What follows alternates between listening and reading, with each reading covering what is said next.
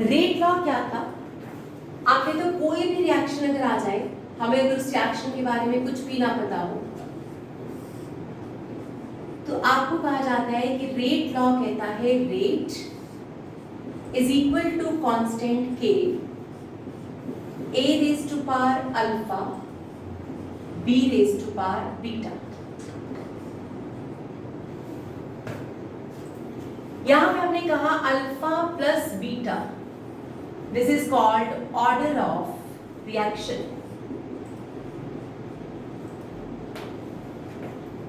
और ये जो k हमने लिखा है इसको बोलते हैं rate constant. What is the k here? k is called rate constant, जिसको आपने कहां निकाला था? आर्हीनियस इक्वेशन से निकाल रहे थे आप।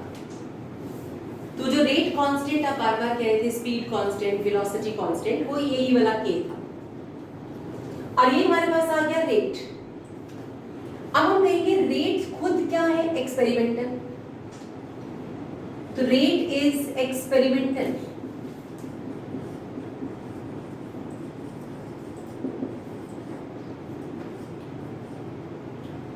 Order is also experimental. Rate भी एक्सपेरिमेंटल है, ऑर्डर भी एक्सपेरिमेंटल है।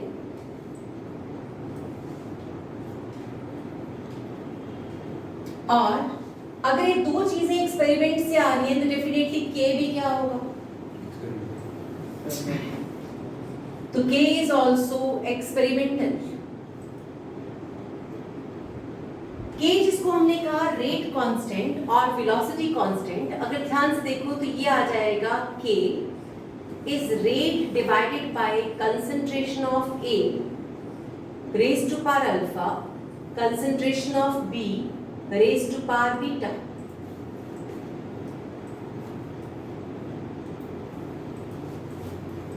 अब अगर यूनिट्स ऑफ के की बात करें तो हमें रेट के यूनिट्स पता है। तो units of rate we know क्या है? मोल पर लीटर पर सेकेंड, या फिर आप टाइम इनवर्स लिखते थे, आप कहते थे आर भी हो सकता है, मिनट भी हो सकते हैं, सेकेंड्स भी हो सकता है। Change in concentration per unit time. तो रेट जो है वो change in concentration per unit time है, यानी आप ये कह सकते हो मोल पर लीटर पर सेकेंड पर मिनट पर आर, कुछ भी। तो अब यूनिट्स ऑफ के देखो जरा, mole per litre time inverse divided by mole per litre raise to power alpha plus beta, which is called order of reaction। ये बन गया mole per litre time inverse divided by mole per litre raise to power n, क्योंकि हम कह रहे हैं alpha plus beta is equal to order of reaction which can be written as nth order. तो n यहाँ पे क्या मैंने ले लिया? n is alpha plus beta. तो ये बन जाएगा unit system mole per litre raise to power 1 minus n time inverse.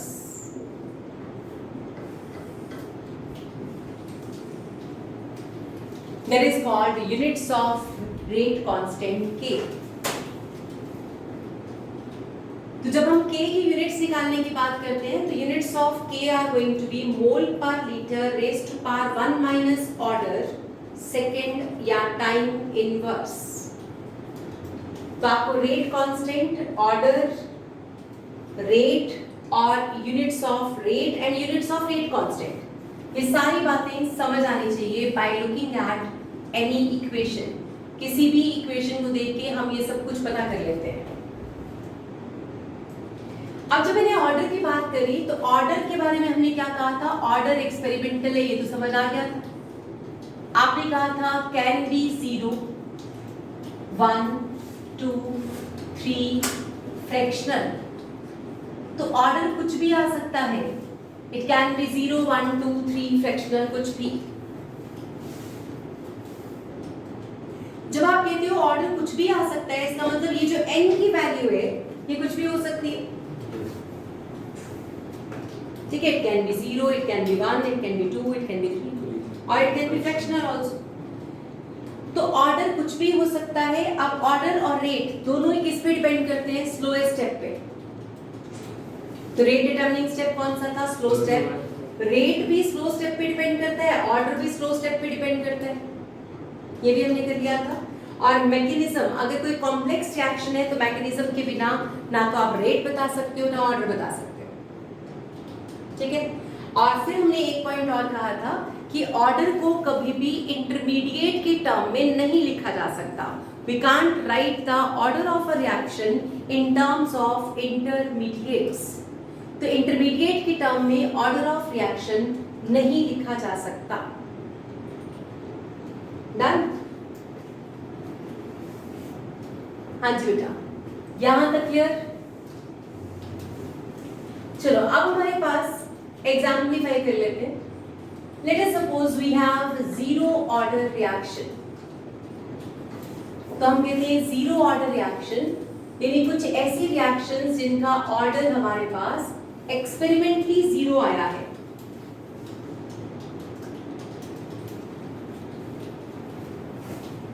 For example, एक एग्जाम्पल मैंने लास्ट क्लास में बताया था, H2 plus Cl2 sunlight and we get 2HCl।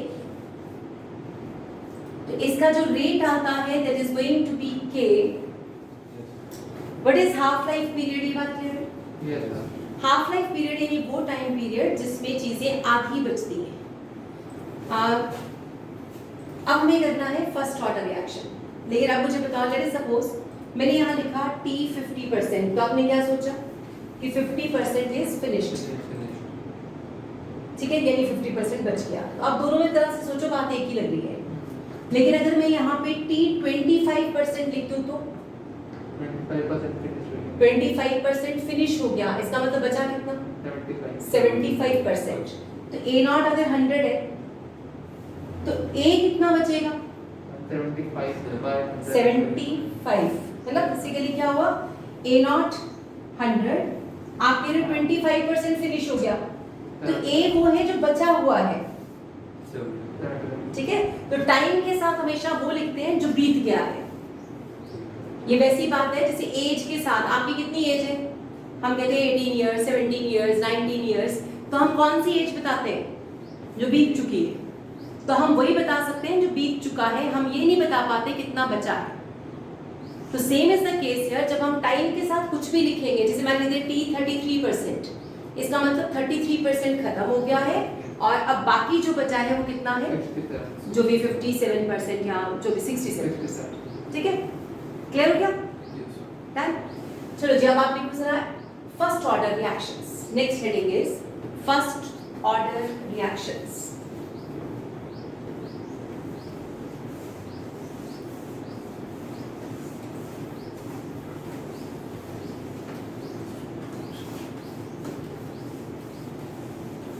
First order reactions का मतलब है अब रिएक्शन में आपके पास ऑर्डर होगा 1। First order reactions.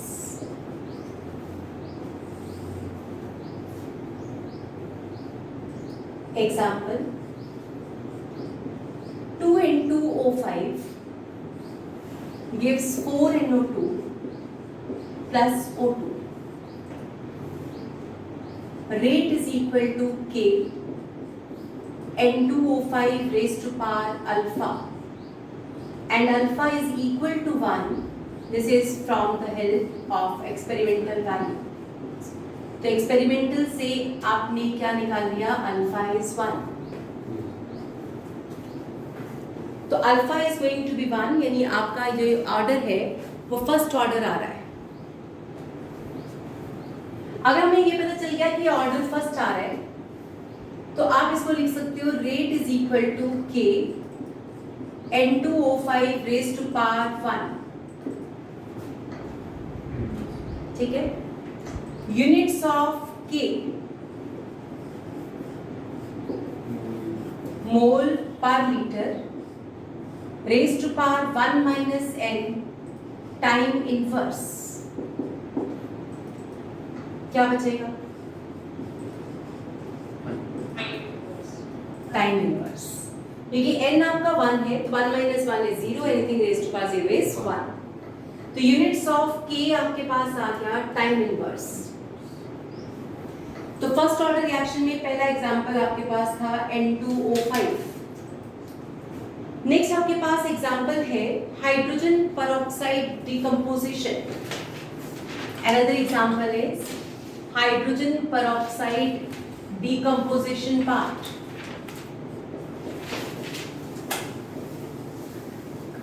तो ये भी आपके पास है rate is equal to K H2O2 raise to power 1। तो आपका ऑर्डर यहाँ पे क्या आएगा? First order. ये फर्स्ट ऑर्डर डिकम्पोजिशन है।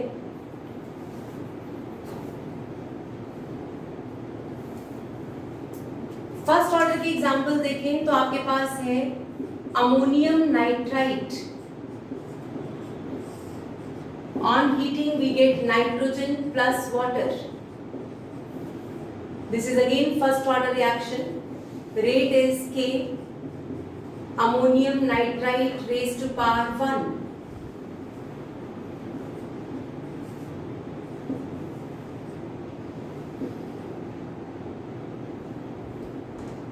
Ester plus water. अगर आप एसिड की प्रेजेंस में इस रिएक्शन को करो तो we get acid plus alcohol.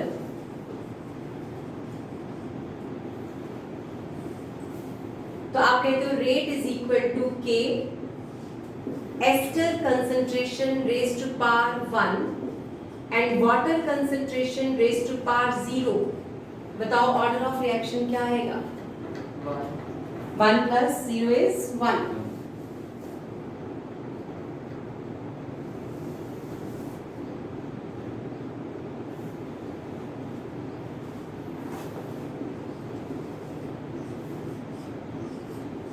Benzene diazonium chloride plus water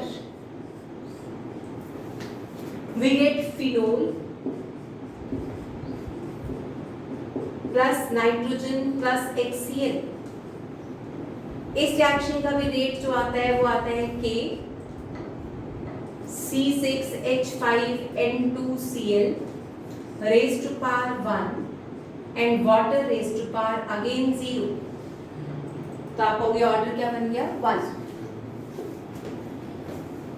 अब फर्स्ट ऑर्डर बनने के लिए हमें ये समझ आ रहा है जरूरी नहीं है कि सिर्फ अल्फा एक ही रिएक्टेंट हो सकता है वहां 4 रिएक्टेंट्स हो, लेकिन रेट को कोई एक ही डिसाइड कर रहा है। जैसे अगर आपको याद हो आपने ये रिएक्शन लिखा था 2 ओजोन gives 3 O2, तो रेट लिखा था K ozone raise to power 2 O2 raise to power -1। तो भी आपके पास ऑर्डर ऑफ रिएक्शन क्या आ रहा था? 1। तो 1 आने के लिए 0 आने के लिए कोई एक रिएक्टेंट होगा, ऐसा कोई रूल नहीं है, चाहे वो 2 हो 3 हो, टोटल जो है वो 0 या 1 आता है। तो ये हमारे पास थे फर्स्ट ऑर्डर रिएक्शंस के कुछ एग्जांपल्स। एक आधा एग्जांपल जरूर याद रख लेना, अगर आपको एग्जांपल देना पड़े तो एटलीस्ट एक एग्जांपल आपको जरूर आना चाहिए।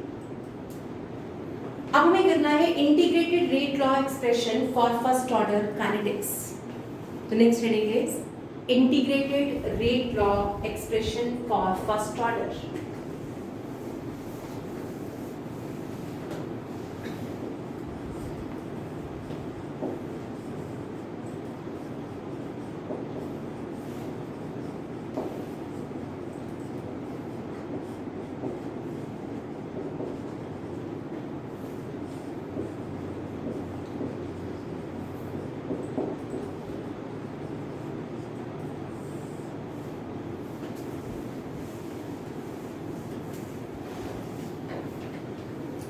When we say integrated rate law expression for first order kinetics, तो ये आपको बताते हैं कि रेट यानी आप कोई रिएक्शन पहले जनरल एज्यूम कर लो, A गिव्स प्रोडक्ट, फिर आपको ये समझ आता है कि rate is equal to minus dA/dt, और हमें ये भी समझ आता है कि rate is equal to K A⁻⁴ ठीक है, ये रेट लॉ हो गया। और वैसे general rate expression minus dA/dt क्या आ जाएगा, K A⁻⁴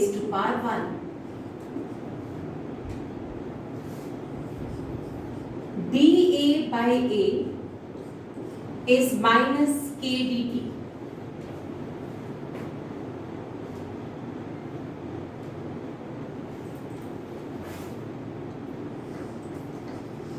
A0 से A और 0 से T लिमिट्स लगा देते हैं, क्या है,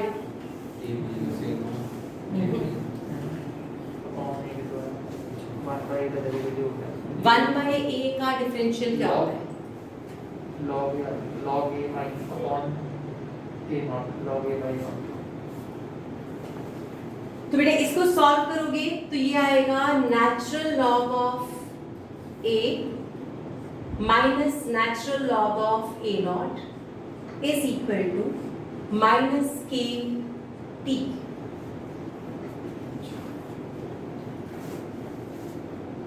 ठीक है, 1/a का डिफरेंशियल है आपके पास, तो आप क्या कहोगे, फॉर्मूला आ जाएगा natural log of a minus natural log of a not. ये बन गया है natural log of a is natural log of a naught minus kt, और ये फिर से फर्स्ट ऑर्डर की इक्वेशन बनी। और ये बिल्कुल स्ट्रेट लाइन बन रही थी, तो हम जरा ग्राफ बना ही लेते हैं। क्या आ जाएगा, natural log of a versus t, slope negative, intercept natural log of a naught, और slope is equal to minus k।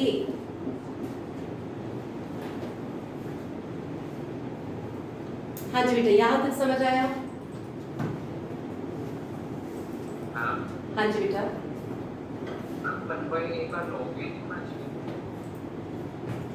Log के बाद वो तो वैल्यू को तो पुट करते हैं a माइनस a नॉट, तो कह रहे log a होगा इसका डेरिवेटिव और इंटीग्रेशन उसने वैल्यूज में पुट कर दी उसके बाद। बेटा वो जो आप करते हो कांस्टेंट लगा के ना, वो ज्यादा लंबा एक स्टेप एक्स्ट्रा करना पड़ेगा, डायरेक्ट ही कर दो। ठीक है, डायरेक्ट कर सकते हो आप। मैंने क्या कर दिया, natural log of final minus natural log of initial limit, हमने लिमिट्स डाल दी। तो अगर आप ऐसे करते हो तो आप एक स्टेप और लगाओगे, तो हमने वो स्टेप खा लिया। ठीक है, अब इस इक्वेशन को आप ऐसा लिख सकते थे, 2.303 log a is equal to 2.303 log a naught minus kt। तब ये बन जाता log a is log a naught minus k by 2.303 t। और अब आपका ग्राफ प्लॉट होता between log a versus t, और स्लोप आती माइनस k बाय 2.303, और इंटरसेप्ट होता log a नॉट।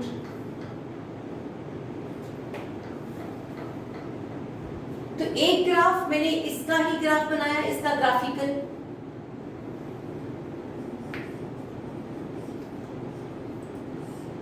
फिर दूसरी बार हमने क्या किया, इसको log टू द बेस 10 में कन्वर्ट किया।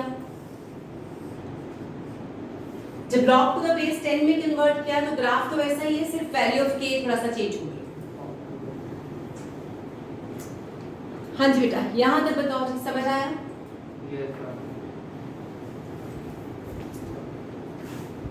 तो फर्स्ट ऑर्डर काइनेटिक्स में आपने क्या किया, आपने एक फॉर्मूला बनाने की कोशिश की है with the help of integration. क्या हम इसको ऐसा लिख सकते हैं log a, आपने कहा log a naught minus k T bye 2.303, थोड़ा सिंप्लीफाई करते हैं इसी को, दोबारा आगे चलते हैं। अगर मैं इसको ऐसा लिख दूं log a minus log a not is minus k T bye 2.303, तो माइनस अभी भी k के साथ है। इसको ऐसा भी कर सकते थे log a naught minus log a, it is kt by 2.303, तो माइनस साइन मैंने खत्म कर लिया। ठीक है, अब क्योंकि log में ये इजी हो जाएगा कि a नॉट बाय a लिख दो। ठीक है जी, हमें क्योंकि k निकालना होता है तो k का फॉर्मूला बन जाएगा 2.303 by t log of initial concentration by final concentration। तो फर्स्ट ऑर्डर काइनेटिक्स में you can write it as, हम कहेंगे इसको लिखने का ये मेथड ज्यादा इजी था कि k is equal to 2.303 by t log of a naught by a। कहां तक समझ आ गया था? ये ग्राफ समझ आ गया था? जो आपने log a versus t बनाया उसके बाद एक्सप्लेन करें। ओके, तो log a natural log of a versus t plot किया, तो ये स्ट्रेट लाइन का इक्वेशन था। ये आपका क्या बन गया? इंटरसेप्ट, और माइनस k क्या हो गई? स्लोप। तो कांस्टेंट निकालना कैसे है? कांस्टेंट एक्सपेरिमेंट से आते हैं ना, तो कांस्टेंट निकालने के लिए वो कहेंगे हम ये ग्राफ प्लॉट करेंगे। फिर हमने नेचुरल लॉग को log टू द बेस 10 में कन्वर्ट कर दिया 2.303 से मल्टीप्लाई करके, तो ये बन गया 2.303 log a, 2.303 log a naught minus kt। यहाँ से log a is equal to log a naught minus kt by 2.303, क्योंकि दो जगह पे मल्टीप्लाई हो रहा था तो हमने पूरी इक्वेशन को इससे डिवाइड कर दिया। अब अगर मैं प्लॉट करती हूँ log a वर्सेस t, तो स्लोप आ जाएगी माइनस k बाय 2.303, तो स्लोप की वैल्यू थोड़ी सी चेंज हो जाएगी। अदरवाइज आप k कैलकुलेट करोगे तो k सेम आएगा, k चाहे यहाँ से कैलकुलेट करो या यहाँ से, बात सेम है। लेकिन हमें पता है कि ये कैलकुलेट करना आसान है, इसे कैलकुलेट करना थोड़ा मुश्किल है, क्योंकि ये वाला लॉग आपको नहीं देखना आता, ये वाला लॉग आपको देखना आता है। ठीक है, अब हमने इसके बाद इसी इक्वेशन को, अब मैंने इसी इक्वेशन को दोबारा लिखा। मैंने आपसे कहा अगर मैथमेटिक्स ग्राफ ना बनाना होता तो आप क्या लिखते हैं? log a minus log a naught is minus kt। अब माइनस को हटाने के लिए मैंने इसको उल्टा घुमा दिया, and we can have this formula log a naught by a is equal to kt by 2.303। What we want is, हमें k चाहिए था, तो k comes out to be 2.303 by t log of a naught minus a। तो ये integrated rate law expression for first order आपके सामने है। तो this is called integrated rate law expression for first order. इसको जल्दी से नोट कर लो सब लोग। तो जीरो ऑर्डर के लिए भी आपने फॉर्मूला बना लिया था, और अब हमने फर्स्ट ऑर्डर के लिए भी फॉर्मूला बना लिया।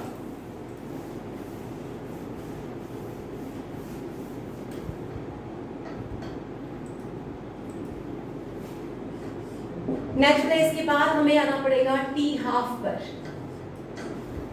टी हाफ यानी टाइम पीरियड, हाफ लाइफ जिसे आप बोलते हो।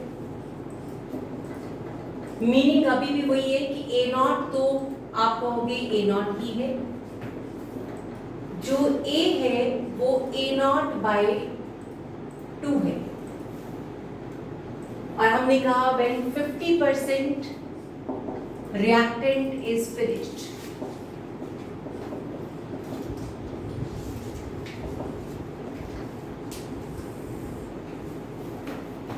तो जब आपकी रिएक्शन 50% फिनिश हो जाती है तो half life is equal to a naught, अगर आपने कुछ भी लिया तो ये ए नॉट बाय 2 आएगा, ये इनिशियल और ये फाइनल।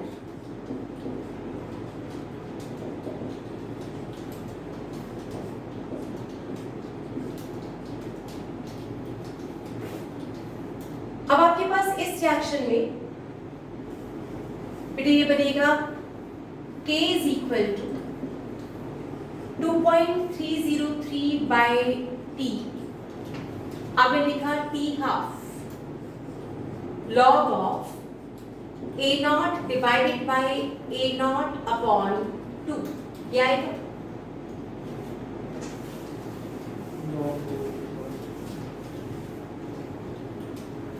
ये बन जाएगा 2.303 by T half log of 2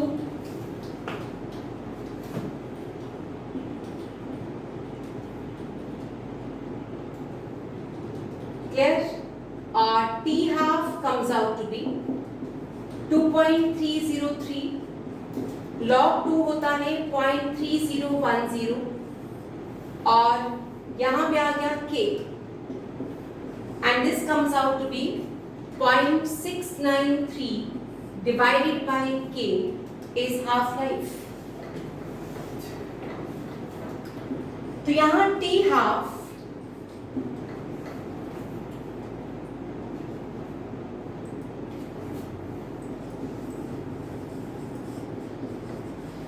is independent of concentration।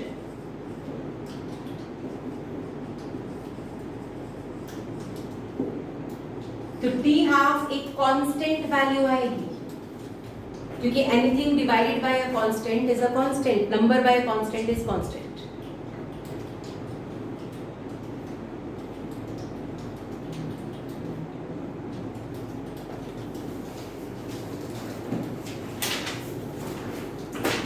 इसे मेरा पर टेस्ट किया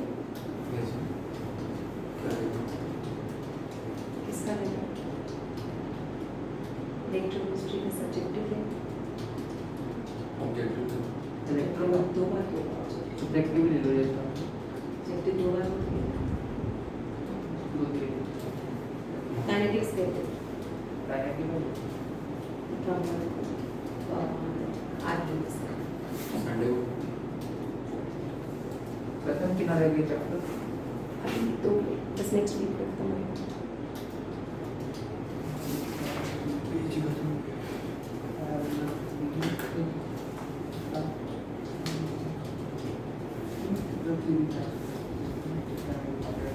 हाँ जी +2 क्लास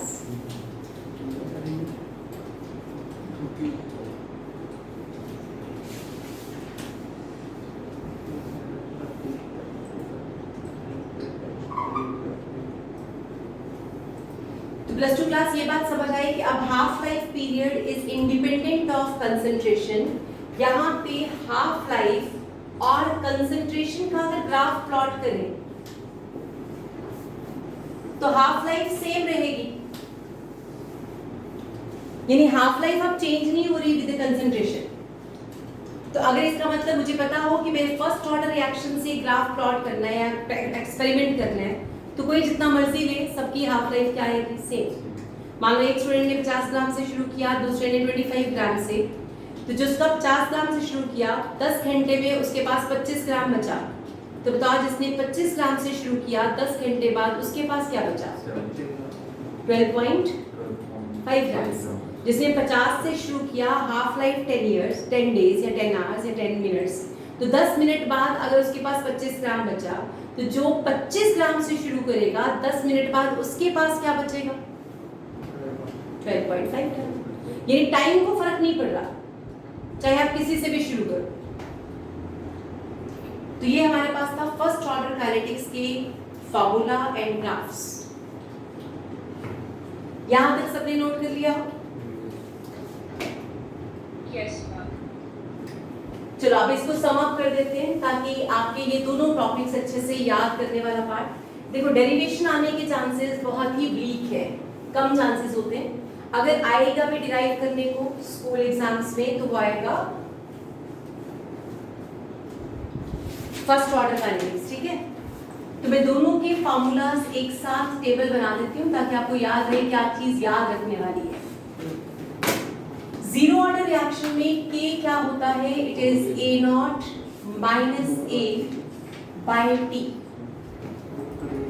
और फर्स्ट ऑर्डर में के का फॉर्मूला क्या है?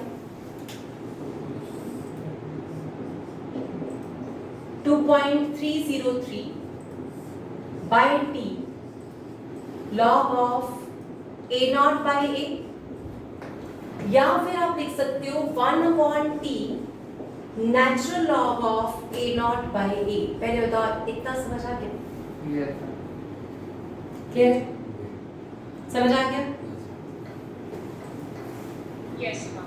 यहां पे मैंने टी हाफ क्या लिखा था? ए नॉट बाय 2k, और यहाँ पे हाफ लाइफ कितना आ गया था? 0.693 या ऐसा लिख सकते हैं 2.303 बाय k log 2। यहाँ पे मुझे लिखना पड़ेगा 1/k नेचुरल लॉग ऑफ 2। और ये क्वेश्चन कॉम्पिटिटिव एग्जाम में ऐसे ही आ गया था कि what is the value of half life, तो आंसर था natural log of 2 by k। बच्चों को यही नहीं याद आया कि ये क्या लिखना है, वो 0.693 तो याद था, तो this is 0.693 by k and this is natural log of 2 by k। आएंगे दोनों सेम, होगा इक्वली, इसका मतलब नेचुरल लॉग ऑफ 2 किसके इक्वल होता होगा? 0.693। ठीक है। जीरो ऑर्डर में हाफ लाइफ किसके प्रोपोर्शनल है? ए नॉट के।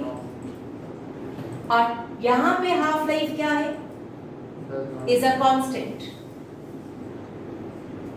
टी हाफ ए नॉट पे बिल्कुल डिपेंड नहीं करता।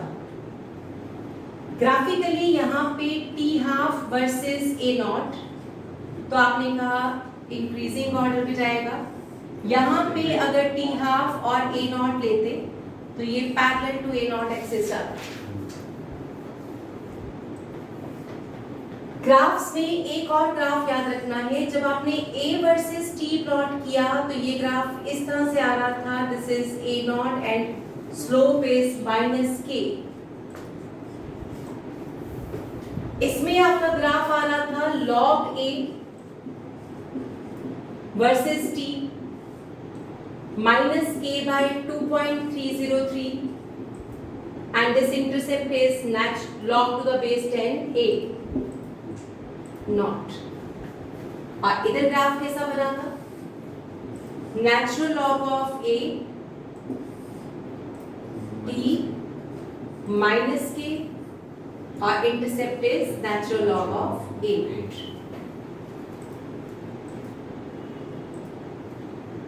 तो आपको सबके ग्राफ पता होना चाहिए। अगर मैं यहां पे भी प्लॉट करूं तो बताओ T half versus A not, इसमें भी तो सेम ही आएगा चाहे नेचुरल लॉग होता है। क्लियर? तो आपके जीरो ऑर्डर और फर्स्ट ऑर्डर के सारे फॉर्मूलास आपके सामने हैं, रिलेशनशिप आपके सामने है। आप नेक्स्ट क्लास में हम इसकी न्यूमेरिकल प्रैक्टिस कर सकते हैं।